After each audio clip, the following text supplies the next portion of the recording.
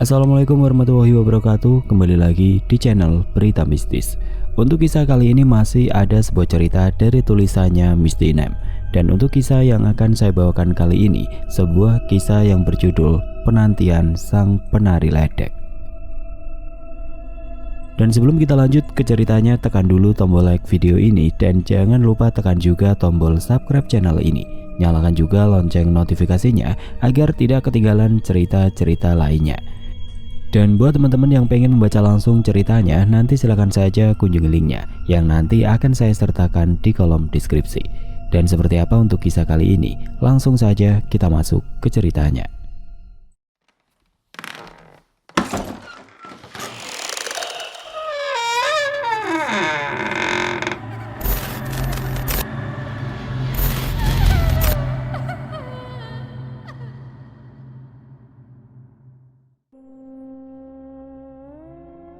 Cerita ini berdasarkan kisah nyata.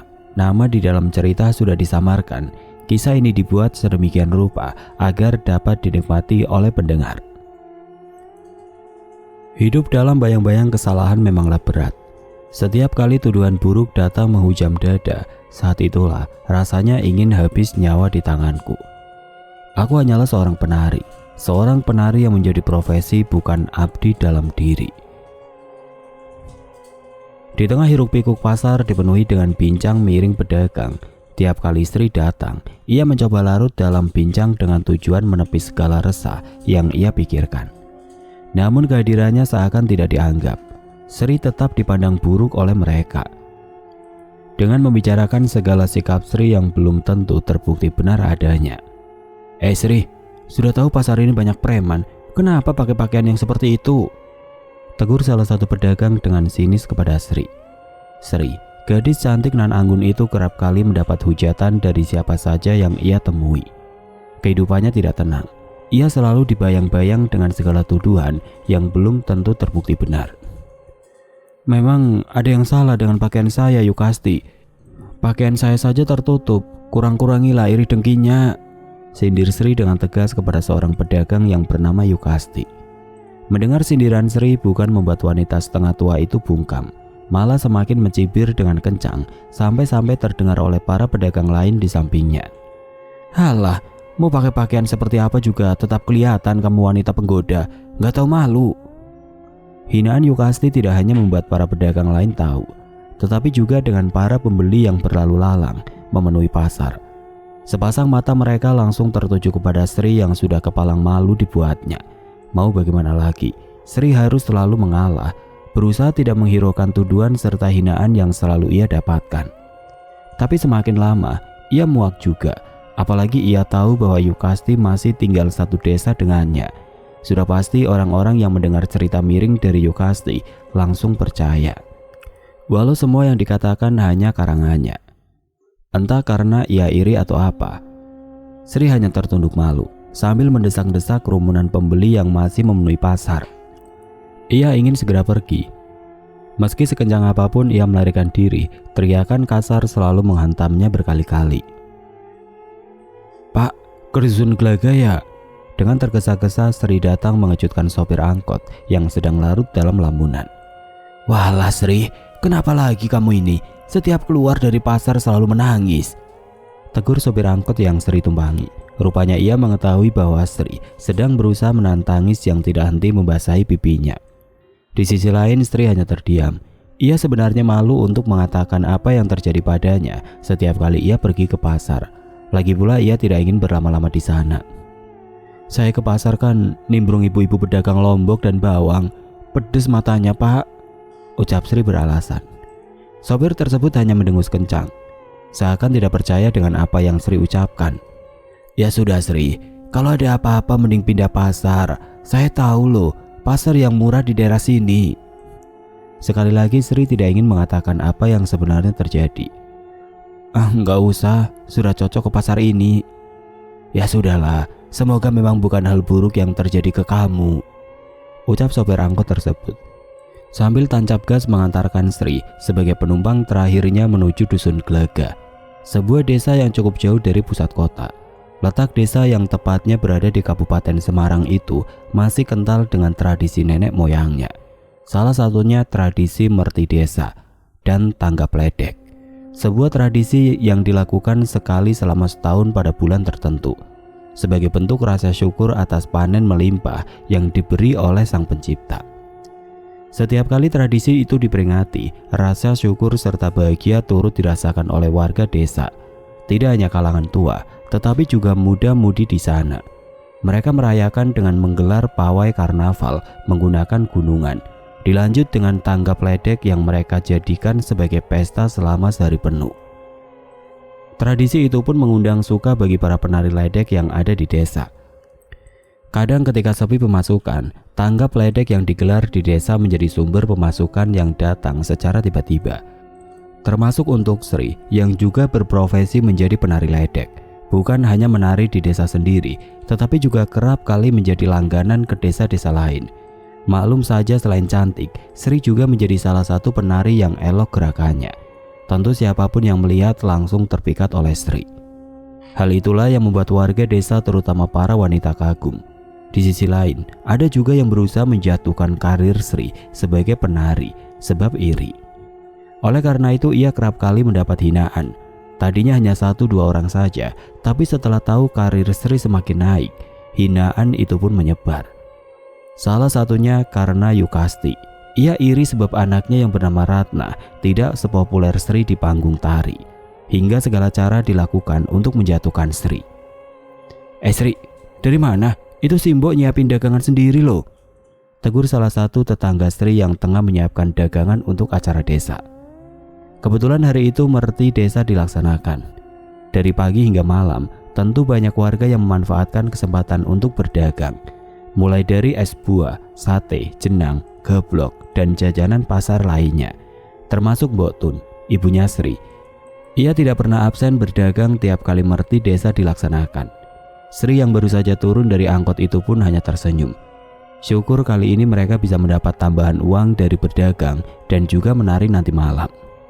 Iya, saya baru pulang dari pasar. Simbo di mana yuk? Tanya Sri sambil berbahasa basi.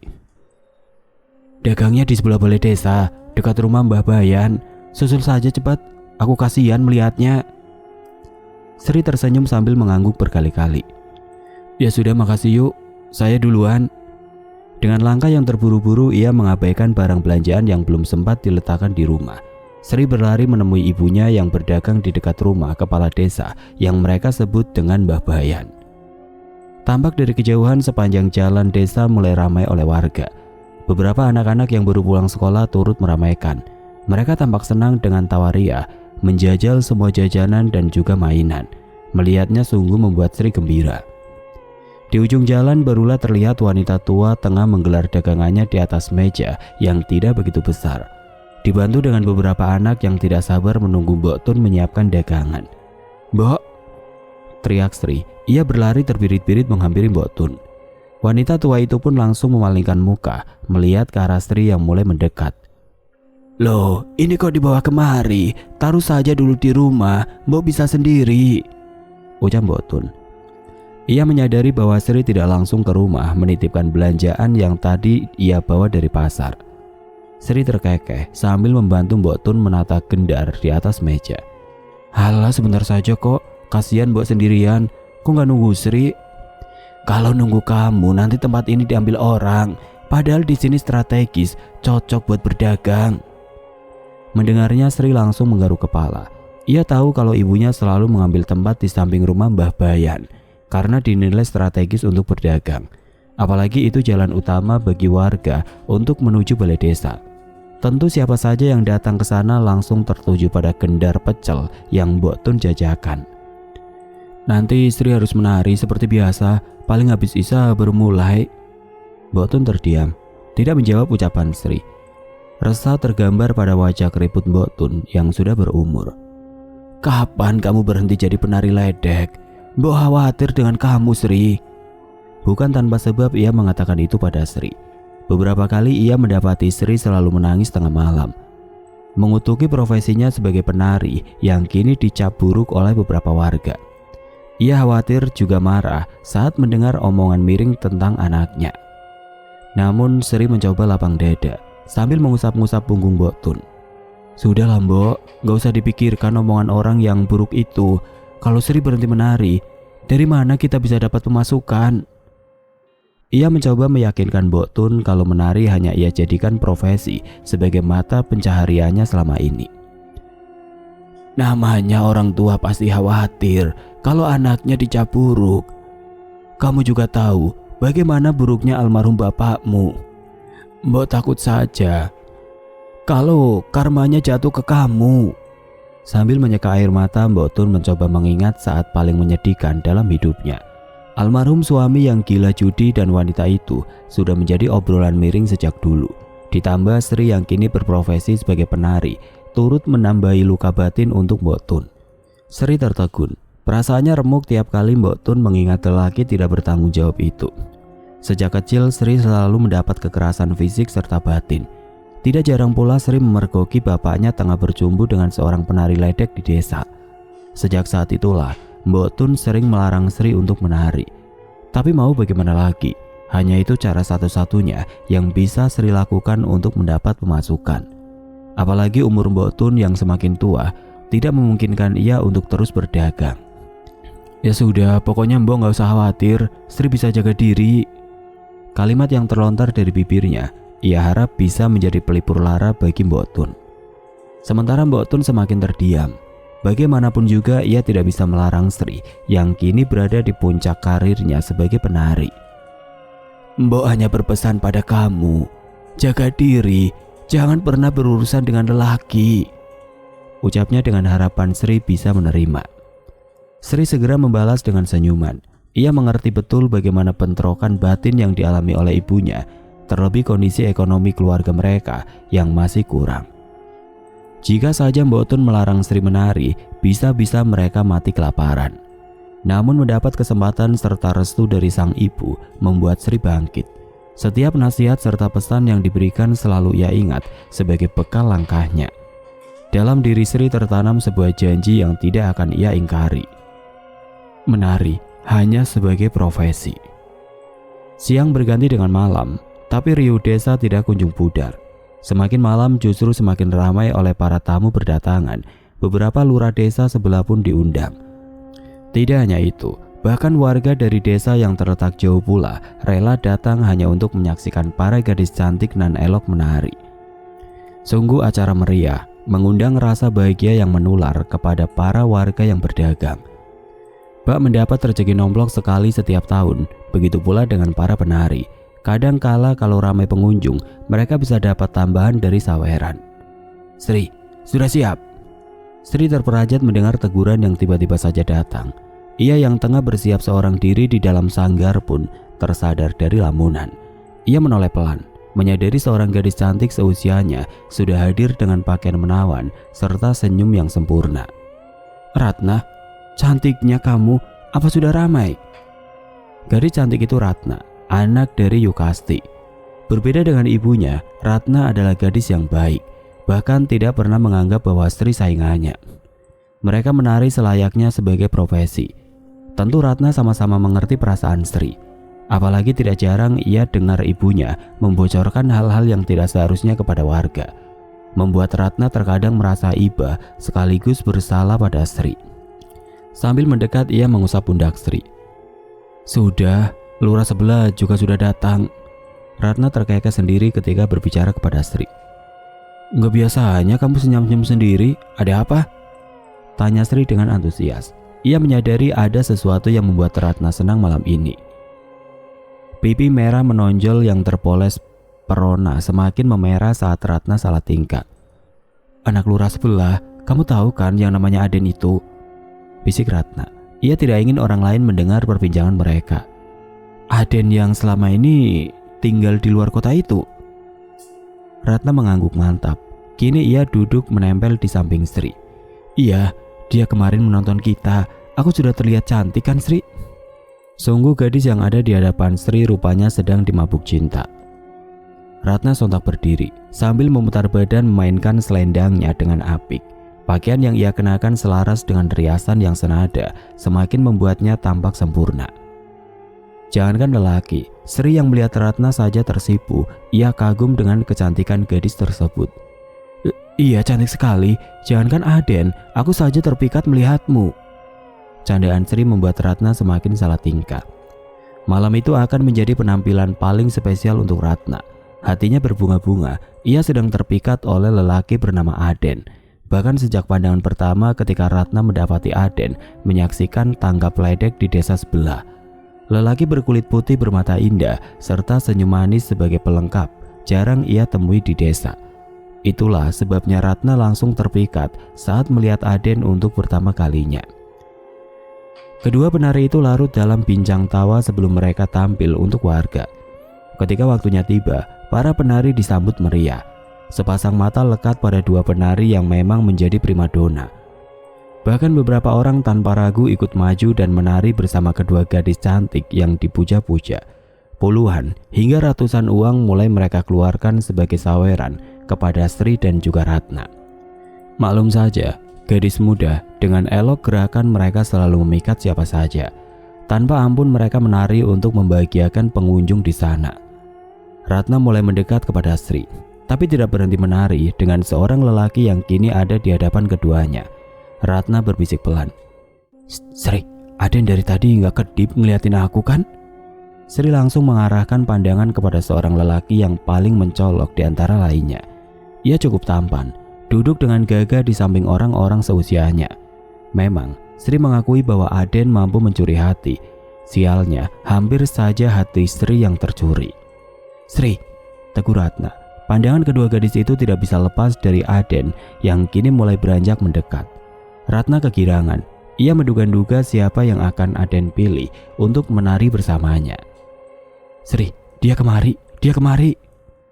Sekuat usaha Ratna semakin menampilkan tarian terbaiknya, sambil melempar senyum yang tidak kalah manis dari gadis yang ada di sampingnya. Jantung Ratna berdegup semakin kencang. Sudah lama ia berandai-andai bisa menari bersama Aden. Namun, kesenangan Ratna tidak berlangsung lama. Senyum lebar yang ia tampilkan langsung memudar. Tepat di depan mata, Aden tidak berpihak padanya. Lelaki pujaan hati Ratna kini menari bersama Sri. Kesal bukan main, tapi Ratna mengerti jika Sri juga terkejut. Gadis itu menoleh sambil melotot tidak percaya kepadanya.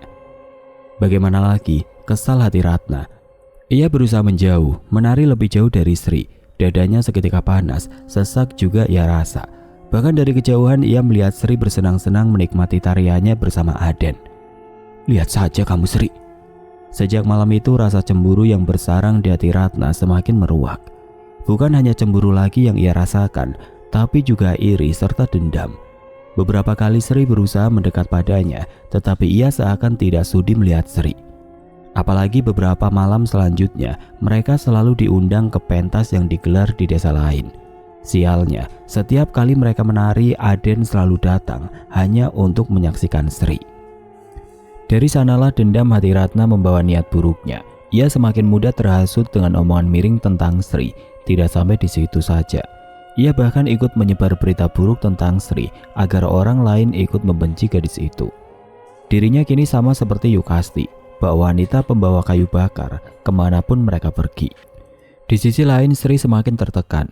Meski kini rezekinya selalu dimudahkan, tapi berita-berita buruk tentangnya juga kian menyebar. Setiap malam ia hanya menangis tanpa sepengetahuan Botun. Beberapa kali juga Sri mencoba mengakhiri nyawa sebab tidak kuasa menahan telinga. Hatinya panas, hampir hilang akal ia hidup dengan segala hujatan yang tidak henti datang. "Apa salahku? Aku tidak bermaksud mengambil Aden." Tangis Sri setiap hari, menyalahkan diri karena ketidaksengajaannya malam itu. Ia bahkan tidak menyangka kalau Ratna akan berubah dalam sekejap, tanpa memandang apa yang Sri lakukan. Ia sungguh tidak berniat merebut Aden, hanya saja ia tidak tahu bagaimana cara untuk melarikan diri darinya. Sampai malam di mana mereka kembali didatangkan ke suatu desa untuk menari. Desa yang cukup jauh, terletak di ujung hutan. Sri rasa itulah puncak karirnya, mendapat banyak panggilan serta saweran yang jumlahnya berkali-kali lipat dari yang bayaran biasa ia dapatkan. Namun lagi dan lagi seseorang yang tidak ia inginkan datang, Aden. Tatapan mata Sri semakin lekat kepada Aden. Sesuai dugaan, lelaki itu mendekat lalu menari bersama dengan segala keterpaksaan. Sama seperti malam-malam biasanya, Aden selalu saja datang. Semakin penat pula Sri berusaha menghindar, tapi tidak dapat celah. Bayang-bayang Aden bersama Sri membuat Ratna semakin memanas. Keadaan yang membuatnya tidak nyaman semakin mendorong niat buruk yang sempat ia urungkan kepada Sri. Kurang ajar, hanya satu cara yang bisa aku lakukan, cara untuk membalas Sri, cuma dengan santet. Ratna bergumam, memperhatikan gerak tarian Sri bagaikan sebuah panggilan kematian. Ia sungguh tidak menyangka bahwa Sri tetap diam, padahal gadis itu tahu bahwa ia menyukai Aden lebih dulu. Dengan terpaksa ia pun melakukan niat jahatnya kepada Sri untuk memberi balasan. Malam setelah acara selesai biasanya Sri selalu pulang dengan Ratna.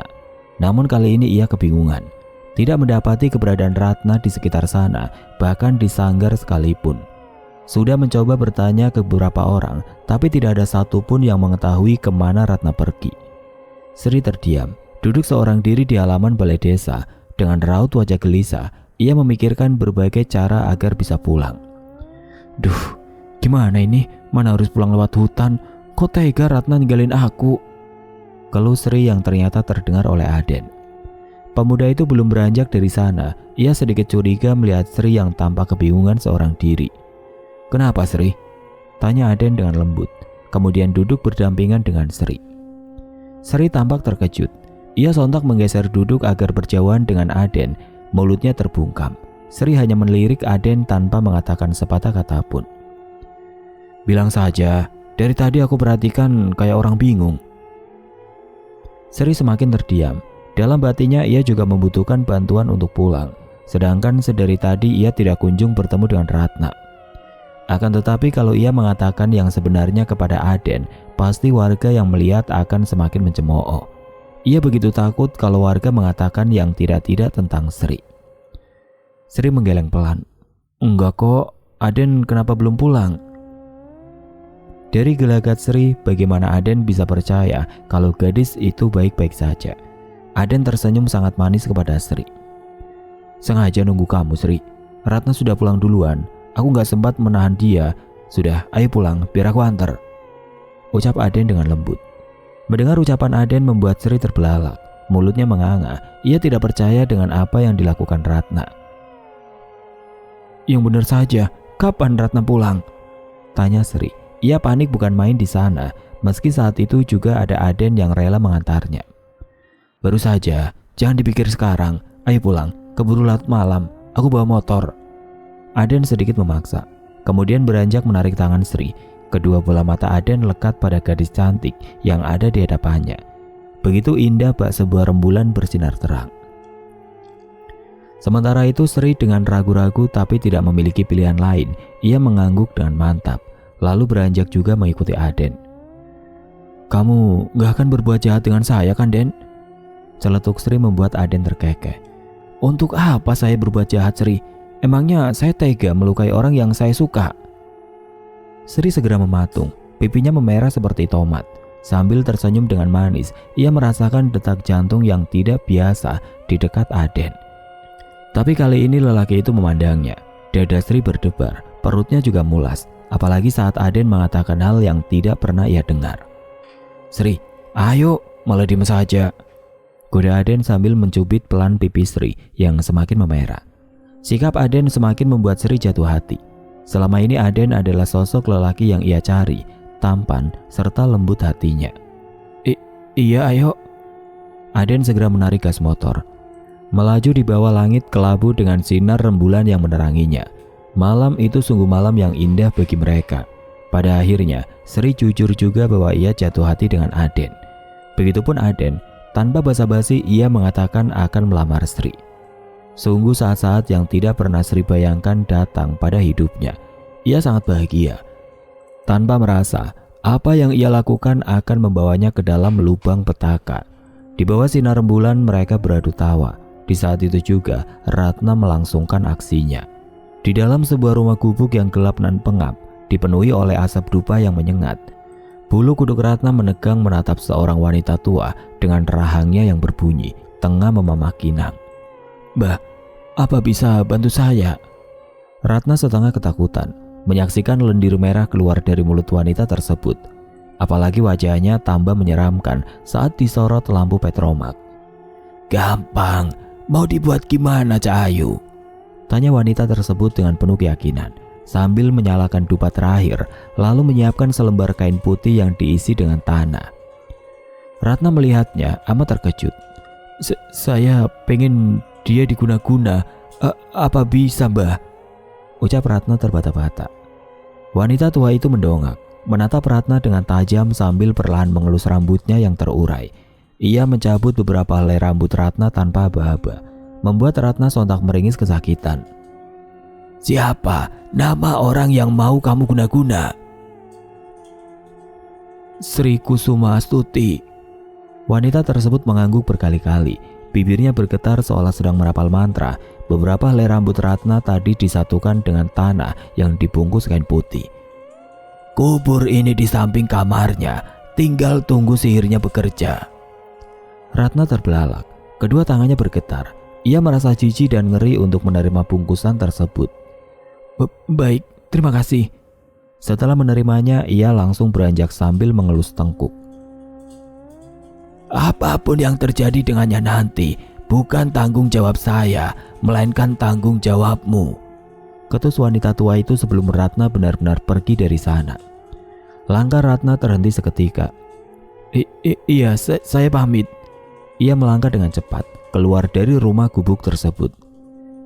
Di tengah hutan yang gelap ia berlari seorang diri. Malam itu juga ia melangsungkan aksi mengubur bungkusan kain yang ia dapat di samping kamar Sri. Rasain kamu. Rasa sakit hati membuat Ratna menghalalkan segala cara, terlebih karena sudah terhasut dengan ucapan ibunya. Ia tertawa puas. Detik-detik yang ia tunggu akan terjadi. Detik di mana Sri akan mendapatkan balasan atas apa yang ia lakukan. Makasih sudah mengantar Sri sampai rumah. Apa Aden mau masuk dulu, saya buatkan teh. Senyum manis dari Sri menambah kesan istimewa di hati Aden. Gadis itu sempurna. Gak usah Sri, sudah malam. Besok saja saya berkunjung sekaligus dengan orang tua saya.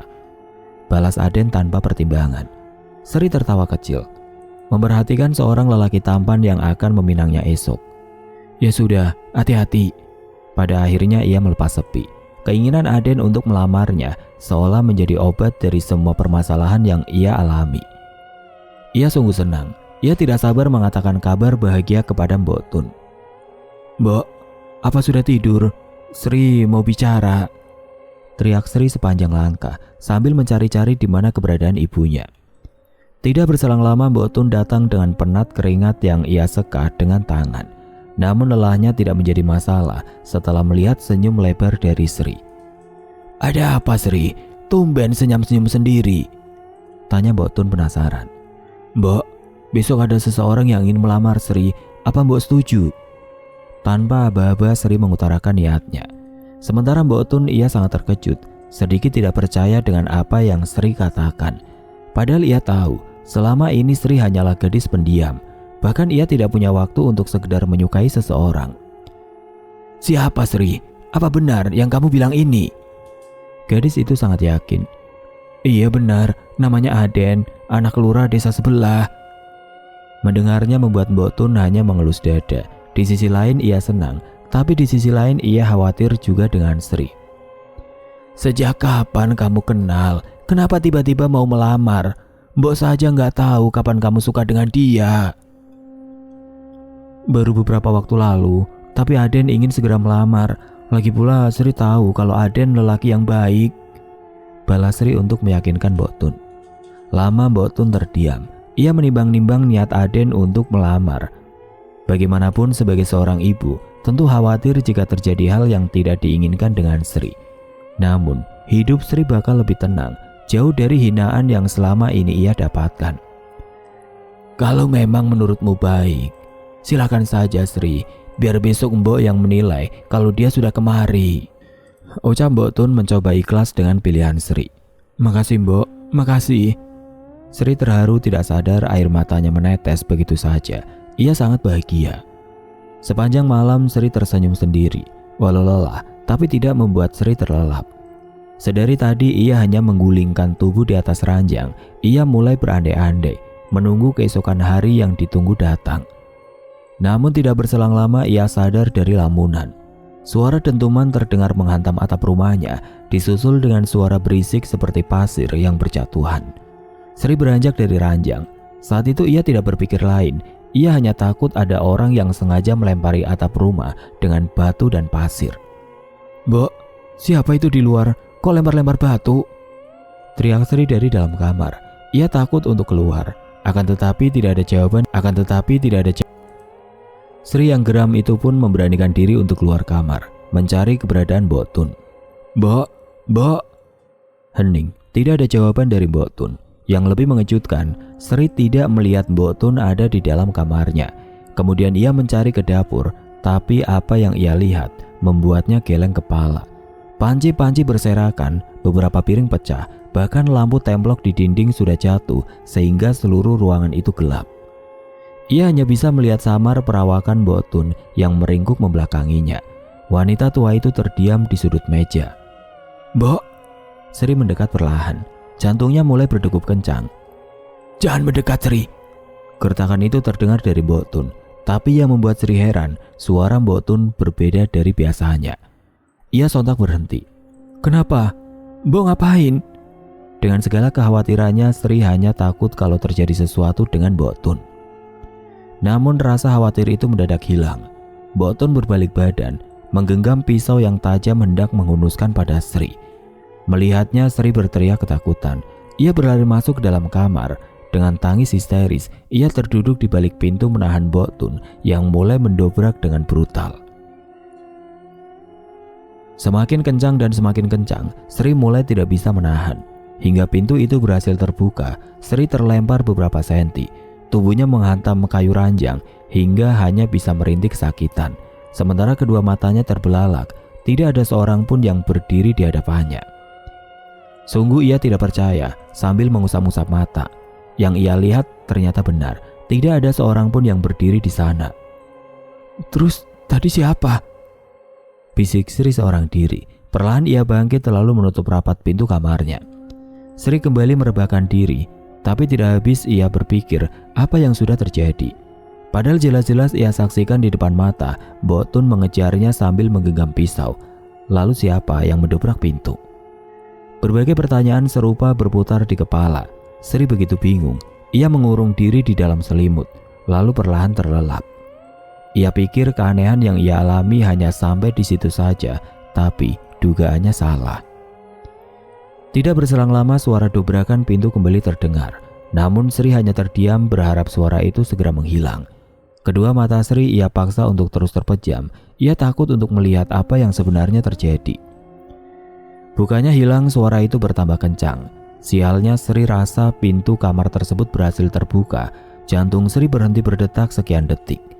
Ia begitu ketakutan. Apalagi kini terdengar suara dengkuran yang amat kencang. Entah siapa yang ada di hadapannya sekarang. Perlahan ia dapat mendengar seseorang memanggil namanya. "Sri, Sri." Begitu lembut, ia mengenal suara tersebut. "Aden, apa Aden sudah datang?" Seolah ia lupa bahwa malam baru saja tiba, mata Sri terbuka lebar. Tanpa sadar menatap sesosok menakutkan berada di dalam kamar. Tinggi dan gempal, rupanya sosok berbulu itulah yang sedari tadi mendengur kencang. Kedua kaki Sri lemas. Ia baru saja membuka mata dan menyaksikan sosok yang tidak pernah ia lihat sebelumnya. Sial, Sri seolah terbungkam. Sedangkan ia tidak bisa terpejam, terpaksa menyaksikan sosok mengerikan yang kini mendekat. Samar-samar Sri bisa mendengar suaranya. "Cak Ayu, iki to sing dadi ledek dusun." Sedetik kemudian tangan kasar mendarat pada kepala Sri. Perlahan menarik rambutnya hingga ia ingin berteriak kencang. Sosok tersebut mengambil beberapa helai rambut Sri. Tanpa berkata apapun lagi, tiba-tiba menghilang begitu saja. Sri gelagapan, ia menangis selepas sosok itu pergi. Ia juga berteriak sendiri seolah mulai kehilangan kesadarannya. Hal itu pun diketahui oleh Mbok Tun. Ia dikejutkan dengan kondisi Sri yang mendadak linglung, padahal ia baru pergi sebentar meninggalkan Sri. Tapi setelah pulang, anak semata wayangnya sudah mengerang. Berteriak histeris seraya menangis, terkadang juga tertawa sendiri. Mbok Tun bingung. Malam itu juga ia memanggil Ustadz untuk mengobati Sri, tapi hanya mampu membuat Sri terlelap. Keesokan harinya Sri masih bertingkah sama, malah semakin menjadi. Berkali-kali ia mengoceh menyebut nama Aden. Hal itu pun membuat Mbok Tun menaruh rasa curiga pada Aden. Bersamaan dengan datangnya pemuda tersebut dengan orang tuanya, Mbok Tun langsung naik pitam. Selangkah setelah Aden keluar dari mobil, ia dimarahi habis-habisan oleh Mbok Tun. Lelaki malang, ia dituduh hal yang tidak-tidak oleh Mbok Tun. Padahal ia tidak tahu menahu apa masalah yang terjadi dengan Sri.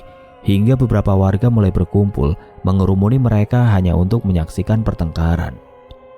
Beberapa mulai menenangkan Mbok Tun yang kini tidak sadarkan diri. Sementara beberapa warga lain mulai membangun topik buruk.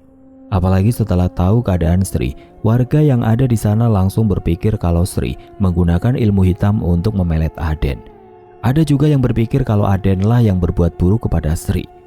Sampai di mana kabar itu terdengar oleh Yukasti dan juga Ratna. Semakin senanglah mereka, terutama Ratna yang mulai membakar suasana. Ya, memang Sri pakai pelet. Hanya aku yang tahu, karena aku sudah lama menari dengan dia. Kalian lihat sendiri, Aden, laki-laki yang aku suka saja terpikat dengan Sri, ucap Ratna dengan yakin. Segala tuduhan semakin meruak. Lagi dan lagi warga langsung percaya dengan ucapan yang belum tentu benar. Kasihan juga Mbok Tun. Setelah kabar buruk itu menyebar, dagangan yang dijajakannya tidak laku terjual. Banyak orang mencemooh, tidak jarang juga perkataan menyakitkan datang. Semakin berat hidup keduanya. Mbok Tun yang sudah tua tidak mampu mengurus Sri lagi. Kondisi gadis itu memprihatinkan, jatuh sakit, tubuhnya dipenuhi borok sehingga penampilan Sri tidak secantik sewaktu ia masih menjadi penari. Dagingnya semakin kusut, tidak dapat menutupi tulang belulang Sri yang semakin kecil. Melihat kondisi tersebut semakin mengiris hati. Bukan hanya Mbok Tun yang merasa begitu, namun Aden juga demikian. Ia bahkan tidak percaya dengan segala tuduhan warga kepada Sri.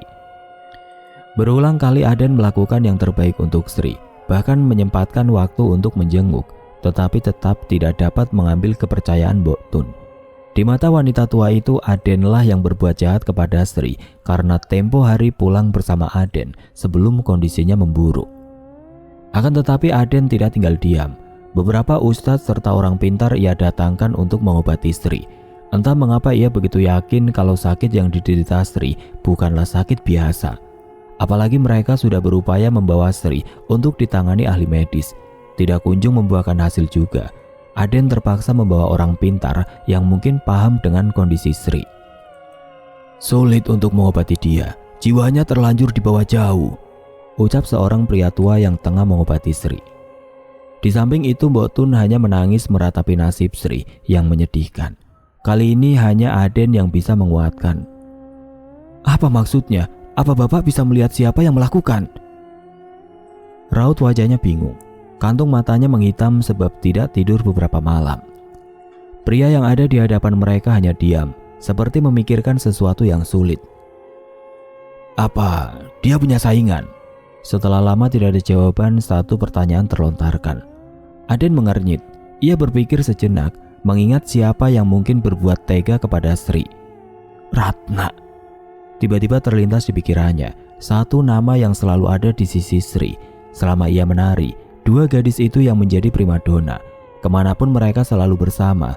Apakah kemungkinan Ratna yang tega? Pengirimnya tidak jauh dari sini. Kemungkinan saingan dia. Saya tidak bisa langsung membalikan sihir kepada pengirimnya. Tunggu beberapa hari lagi saya kemari, jelas pria tersebut sambil mengelurkan sebotol air kepada Mbok Tun. Minumkan ini kalau dia sadar. Basuhkan juga ke wajahnya. Sebotol air itu diterima tanpa ragu oleh Mbok Tun. Mereka mengangguk, yakin kalau pria tersebut bisa menolong Sri. Terima kasih banyak, ucap Mbok Tun dengan menunduk sangat dalam. Setelah melalui proses panjang, sebotol air yang diberikan menjadi obat bagi Sri untuk beberapa malam. Syukurlah, ia mulai terlihat normal meski tubuhnya masih dipenuhi borok yang tidak kunjung sembuh. Namun Sri mulai bisa makan, mudah diajak bicara, jauh berbeda dengan kondisinya beberapa hari lalu. Sri, kamu sudah sehat? Hari itu salah seorang warga datang menjenguk Sri, namanya Mbak Tuti. Ia gadis seusia Sri. Ia juga menjadi penari ledek sebelum ia berhenti sebab hal yang tidak mengenakan. Ia menatap dalam keadaan Sri yang mengingatkannya dengan apa yang ia alami beberapa tahun lalu. "Aku duduk sini ya, Sri." "Sudah lama kamu datang, Tut." Botun tiba, membawa baskom besar berisi air untuk memandikan Sri. Tuti hanya tersenyum seraya menyerahkan sebungkus beras untuk Botun. "Baru saja, Mbok. Hanya ingin menjenguk keadaan Sri. Sudah lebih baik dari sebelumnya ya?" Iya, alhamdulillah. Berkat Aden juga," balas Botun dengan senang. Sedikit demi sedikit prasangka buruknya terhadap Aden mulai hilang. "Tapi masih gak mau bicara ya, Mbok?" Tuti kasihan melihat Sri. Gadis itu hanya menunduk malu di sampingnya. Botun dengan berat hati pun berbicara. "Iya, tapi sudah mau makan. Tinggal menunggu kabar siapa yang melakukan ini pada Sri." Lama Botun terdiam. Ia mendengus kencang, sesekali menahan nafas karena tidak tahan dengan bau tubuh Sri. "Keadaannya hampir sama seperti kamu ya. Beginilah yang aku takutkan kalau dia terus menari," keluh Botun kepada Tuti. Sedikit kaget mendengar hal tersebut, Tuti mengingat betul bagaimana kondisinya dahulu kala. Mungkin juga nasib mereka sama, menjadi korban karena kesalahpahaman semata. "Iya, tapi..." Tuti berhenti berbicara. Ia rasa ia tahu sesuatu. "Saya dengar-dengar Sri begini karena beberapa waktu lalu mengenal Aden." Wanita tua yang ada di hadapan Tuti mengiyakan. "Iya, Tut. Kenapa memangnya? Apa kamu berpikiran kalau yang melakukan Aden? Awalnya aku juga berpikiran sama." Namun Tuti malah menggeleng. "Bukan Aden, Mbok, tapi orang yang paling dekat dengan Sri. Barangkali ia merasa iri atau merasa tersaingi," ucap Tuti dengan cepat. Kemudian ia beranjak. "Sebaiknya Mbok cari tahu dengan cepat siapa pelakunya. Saya pernah tertimpa hal serupa. Kalau sudah begini, bakal susah untuk sembuh sebelum pelakunya ketemu." Botun pun ikut beranjak. "Menurutmu siapa, Tut?" Seolah dibawa ke masa yang tidak ingin ia ingat lagi, Tuti gemetar memaksa diri untuk mengulas lagi hal yang ia alami. Saya nggak tahu. Cari saja siapa yang dekat dengan Sri. Saya permisi." Gadis itu terbirit-birit keluar dari rumah Botun. Entah mengapa perasaannya was-was saat mengatakan hal tersebut. Malam tiba. Kesedihan kembali merenggut rumah mereka. Di atas ranjang Sri mengerang kesakitan. Kedua matanya melotot serta berputar tidak tentu arah. Sesekali juga ia berteriak ketakutan. Sungguh malam-malam yang membuat Botun tidak tenang. Setiap Sri mengamuk sendirian, terpaksa ia mengikat kedua tangan serta kaki Sri agar tidak memberontak. "Air ini mulai tidak bereaksi. Aku harus cari tahu siapa pelakunya dengan cepat," geram Botun dengan air mata. Beberapa malam tenang telah direnggut darinya. Ia buntu pikiran melihat kondisi Sri yang bertambah buruk. Malam itu ia pergi seorang diri meninggalkan Sri, berjalan beberapa kilometer jauhnya untuk pergi ke desa sebelah, meminta bantuan kepada Aden. Bagai seorang pengemis ia dibuatnya. Tidak ada cara lain lagi, tidak ada seseorang yang bisa ia percayai di desa. "Nah, Aden, Assalamualaikum, ini Botun." Selang beberapa saat Aden tiba dengan segala tanda tanya yang ada di pikirannya. Ia mendapati seorang wanita tua berdiri di depan pintu sambil menangis sesegukan. "Mbok, kenapa malam-malam kemari? Sri gimana?" Terkejut bukan main sambil menoleh ke sembarang tempat, Aden memastikan dengan apa wanita tua tersebut datang. "Mbok jalan?" Botun hanya mengangguk. Ia tidak kuasa untuk bicara sedang air matanya terus mengalir begitu saja. Aden bingung, sungguh bingung. "Mbok, kenapa kemari sendiri? Kenapa nggak tunggu Aden datang?" Tapi sekali lagi ia berpikir tidak ada gunanya ia bertanya. Saat itu yang terpikirkan olehnya hanyalah keadaan Sri. Aden bersiap, lalu bergegas membawa Botun kembali ke rumahnya. Dengan mengendarai motor yang ia paksa melaju di atas jalanan desa yang tidak rata, cukup lama untuk mereka tiba, sebab harus melewati hutan yang gelap tanpa penerangan. Di tengah jalan mereka hanya terdiam, larut dalam pikiran masing-masing. Tidak dapat dipungkiri bahwa keduanya kini saling menyalahkan. Keadaan Sri jadi hal terpenting sekarang. Sesampainya mereka di rumah, Aden langsung membanting pintu. Langkah Aden beradu dengan Botun yang mulai lemas. Pikirannya berhamburan, sementara jantungnya mulai berdegup kencang. "Sri, Di dalam kamar yang gelap tanpa penerangan, Aden mencoba memusatkan pandangan pada seseorang yang ia cari di atas ranjang. Namun tidak ada seorang pun di sana. Kamar Sri kosong. Aden gelagapan mencari kemana Sri berada, sedangkan ia lihat tali yang digunakan untuk mengikat Sri sudah lepas. "Sri hilang. Sri kemana, Mbok?" sentaknya pada Mbok Tun. Di sisi lain, Mbok Tun sama terkejutnya dengan Aden. Namun ia hanya bisa tertunduk lesu seolah tidak menyangka hal itu akan terjadi. Keadaan semakin buruk. Aden segera pergi setelah memanggil beberapa warga untuk mengurus Mbok Tun di rumah. Aden berlari menuju rumah Mbak Bayan. Ia meminta bantuan seluruh warga untuk mencari kemana Sri pergi. Mereka berpencar, menyalakan obor dan juga lampu petromak untuk mencari keberadaan gadis malang yang kini hilang. Disusuri mulai dari ujung hingga ujung, dari hutan ke sawah, tapi tidak kunjung menemukan keberadaan Sri. Di samping itu seluruh tenaga Aden sudah habis terkuras. Usahanya selama ini, rasa cintanya yang teramat besar kepada Sri yang membawanya sampai sejauh harapan mereka untuk hidup bersama. Hari mulai larut, mereka menguras banyak tenaga, sementara Aden kekeh untuk terus mencari. "Mas Aden, lebih baik cari besok saja, susah untuk mencari malam hari." Yang ada para warga protes dengan keinginan Aden. "Sudah Mas Aden, warga juga perlu istirahat, besok kita tetap mencari," ucap salah seorang warga sebelum akhirnya mereka berpisah untuk pulang. Aden kembali dengan perasaan hancur, begitu hancur. Hanya tangis sendu yang ia lakukan sepanjang malam, mengingat betapa manisnya wajah Sri yang membuat harapannya semakin pupus. Ia tidak mungkin bisa hidup bersama Sri jika tidak kunjung menemukan di mana keberadaan gadis itu. Di tengah gelapnya malam, Aden bergelut dengan diri sendiri. Sampai di mana samar-samar, ia melihat seseorang bertudung hitam tengah berjongkok di samping kamar Sri. Meski tidak terlihat jelas karena tertutup semak, tapi ia begitu yakin. Siapa itu?" teriak Aden segera, sambil berlari mengejar seseorang yang baru saja ia dapati. Ia tidak menghiraukan keadaan rumah Mbok Tun. Aden sibuk mengejar seseorang yang ia lihat semakin jauh darinya. "Kurang ajar, siapa dia?" Di persimpangan jalan, Aden mulai kehilangan jejak. Orang itu menghilang di telan malam. Lagi dan lagi dengan perasaan kecewa, Aden kembali pulang. Namun terbesit di pikirannya tentang apa yang dilakukan orang tersebut. Aden segera mempercepat langkah. Perasaannya mulai curiga.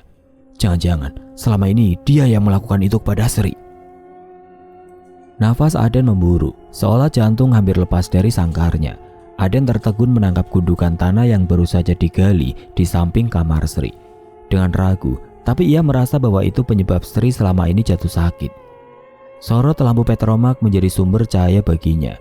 Aden menggali gundukan tanah tersebut untuk mencari tahu apa yang sebenarnya ada di dalam sana. Beberapa saat setelah Aden menggali, tangannya berhenti. Ia segera menutup mulut yang sudah terbuka lebar. Mata Aden pun melotot tidak percaya.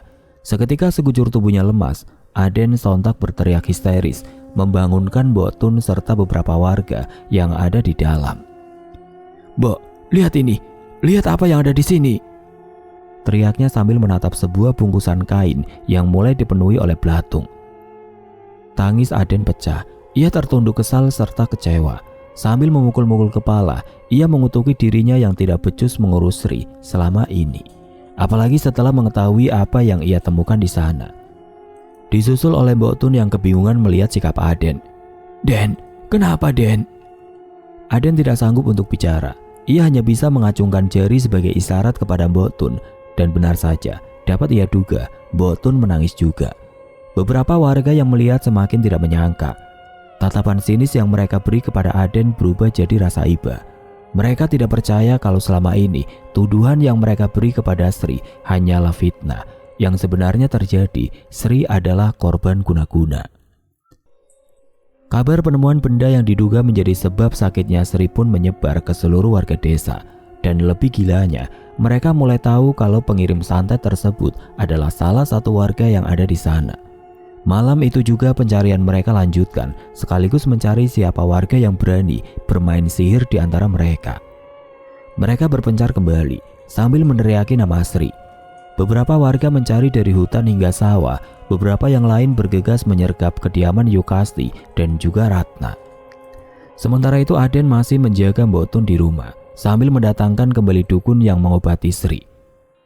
"Orang yang mengirim ini bukan pertama kali melakukannya, tetapi sudah sering, termasuk kepada kamu," ucap seorang pria yang Aden percaya untuk mengobati Sri. Dengan lekat tatapan pria itu mengarah pada gadis yang sedang memijat lengan Botun. Gadis yang sedari tadi terbungkam sontak mendongak. Saya," ucap Tuti terbata-bata. Ia takut untuk berkata jujur, tapi apa untungnya ia menutupi semua yang sudah terjadi. Iya, saya tahu." Gemetar Tuti akhirnya memberanikan diri untuk mengatakan hal yang selama ini menjadi rahasia keluarga. Terlebih karena ia tidak siap mengingat sesuatu yang menimpanya beberapa tahun lalu. Ia menceritakan segala kejadian yang pernah ia alami, nyaris sama seperti keadaan Sri. "Pengirim sihir itu Ratna dan ibunya." Setelah beberapa tahun lamanya, Tuti membongkar suatu kebenaran yang membuat warga desa menyesal. Menyesal sebab mempercayai segala fitnah yang mereka sebar. Aden semakin geram. Ia langsung beranjak, menenteng sajam yang siap ia tebaskan. Namun niatnya itu segera dihentikan. "Tunggu Aden, tunggu sampai Sri ketemu," cegah Botun. "Mbok hanya ingin melihat Sri," ucapnya kemudian. Dengan berat hati Aden menuruti permintaan Botun, meski ia sudah terlanjur kesal. Melihat Botun membuat hati Aden semakin sakit. Wanita tua itu bak kehilangan hidupnya. Ia tampak lesu, tubuhnya pun ikut mengering sebab menangis sepanjang malam. Setelah menghabiskan waktu lama untuk mencari, akhirnya Sri berhasil ditemukan. Dengan keadaan mengenaskan, gadis itu tidak berhasil diselamatkan. Warga hanya kembali membawa jasad Sri yang mereka temukan tergeletak di pematang sawah tertutup dengan semak. Tubuhnya sudah dikerumuni lalat, bau busuk juga menyengat. Bahkan beberapa warga yang menemukan tidak kuasa menahan mual melihat tubuh Sri yang menjijikan. Jauh dari seorang gadis cantik yang mereka kenal sebagai penari ledek. Melihat keadaan Sri, semakin hancurlah hati Aden. Gadis yang menjadi dambaan pergi meninggalkan seluruh harapan yang mereka bangun dalam waktu dekat. Kematian Sri memukul Aden serta Mbok Tun. Mereka sama-sama kehilangan dan tidak mengikhlaskan kepergian Sri. Naasnya, setelah kematian Sri tidak ada warga yang berani berkunjung ke rumah Mbok Tun. Entah karena mereka malu atau karena sebab lain. Tapi beberapa dari mereka mengaku melihat Sri bergentayangan sebab pelakunya belum ditemukan. Warga ingin menebus kesalahan dengan mencari Ratna dan juga Yukasti yang kini menjadi buronan. Hampir berbulan-bulan warga tidak kunjung menemukan keduanya. Rumah mereka ditinggalkan kosong begitu saja. Terakhir kali mereka berkeliaran saat Aden mendapati salah seorang dari keduanya berdiam di samping kamar Sri. Keadaan genting tersebut membuat warga semakin waspada. Mereka takut dua penjahat tersebut masih berkeliaran. Terlebih sekarang desa semakin sepi karena merasa diteror oleh arwah Sri. Bahkan beberapa warga selalu menghindar jika melewati sanggar tari. Mereka mengaku mendengar alunan gamelan serta suara Sri menjerit ketakutan. Sampai tahun-tahun berikutnya, setiap kali ada tanggap ledek di desa yang biasanya jadi pesta bagi warga, kini malah berbalik menjadi sebuah petaka. Para penari diteror habis-habisan. Mereka mengaku didatangi Sri setiap malam untuk meminta pertanggungjawaban. Sementara itu kadangkala tanggap ledek malah menjadi sarana bagi makhluk lain merasuk dalam tubuh manusia. Hingga kesurupan massal pun terjadi. Sepanjang tahun Sri datang menghantui sunyinya malam untuk meminta pertanggungjawaban. Tidak ada yang bisa dilakukan warga. Mereka pun lelah mencari Ratna dan Yukasti yang kini sudah tidak tercium baunya. Setiap hari kematian Sri, warga selalu menyempatkan waktu untuk berkunjung ke makam, sekedar meminta maaf juga mendoakan. Namun teror itu tidak kunjung hilang. Dengan terpaksa tradisi merti desa tidak diikutkan dengan tanggap ledek karena mereka mulai resah dengan kejadian-kejadian janggal yang tidak kunjung hilang. Sri masih meminta balas, menuntut pertanggungjawaban setiap saat kepada siapapun yang telah menyakiti hatinya dengan ucapan serta perbuatan. Hingga kini, mereka tidak tahu kemana kedua penjahat itu pergi. Makam Sri mulai dipindah sendiri di dekat sawah yang jauh dari desa. Tujuannya untuk menghilangkan teror yang ditimbulkan. Beberapa tahun setelahnya Mbok Tun tutup usia. Mbok Tun juga dimakamkan di samping Sri. Bagaimanapun warga menghormati sebagaimana mereka dulu hidup bersama.